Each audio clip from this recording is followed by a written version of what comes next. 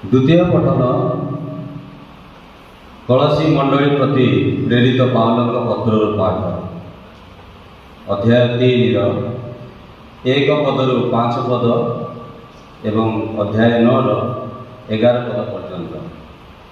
पाठर सारांश ख्रीष्ट स्थित ऊर्ध्वस्थ विषयावली अन्वेषण कर।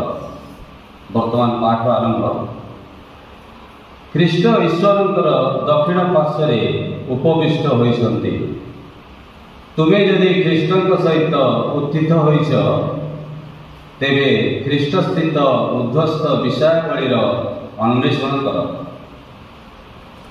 ख्रीष्टीय संपदरे तुमर मन निवेश कर, पार्थिव विषय नुहे। कारण तुमे माने मृत्यु भोग करिथिबारु तुम मानक जीवन ख्रीष्टंक संगे ईश्वरंक ठारे लुकायत रही। आम मानक जीवन स्वरूप ख्रीष्ट जेबे आविर्भूत हेबे तुम्भे माने मध्य सगौरव ताहांक संगे आविर्भूत हेब। सुतरां तुमठारे जहा पार्थिव ताहाकु उच्छेद कर, अर्थात व्यभिचार,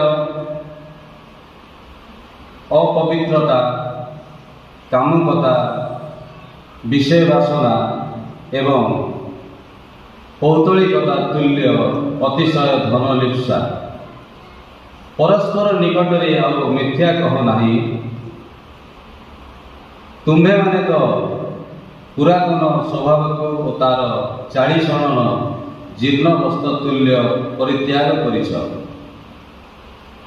परिधान करिछ नूतन स्वभाव को, जहा निज सृष्टिकर्ता सदृशरे निजको नूतन करी गढ़ी पूर्ण ज्ञान पथरे अग्रसर होता है। एठारे ग्रीक और यहूदी, सुन्नत और असुन्नत, बर्बर, स्तुतीय, कृतदास एवं स्वाधीन मनुष्य बोली आउ किछि नाही। ख्रीष्ट ही सर्वस्व सर्व मध्य। यह ईश्वर वाक्य।